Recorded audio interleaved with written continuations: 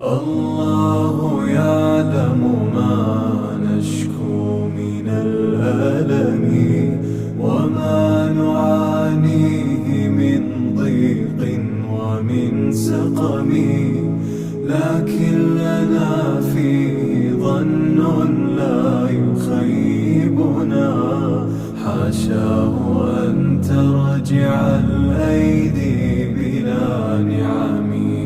كم جاد من فضله قبل السؤال، وكم أعطى وأغنى بمحض الجود والكرم.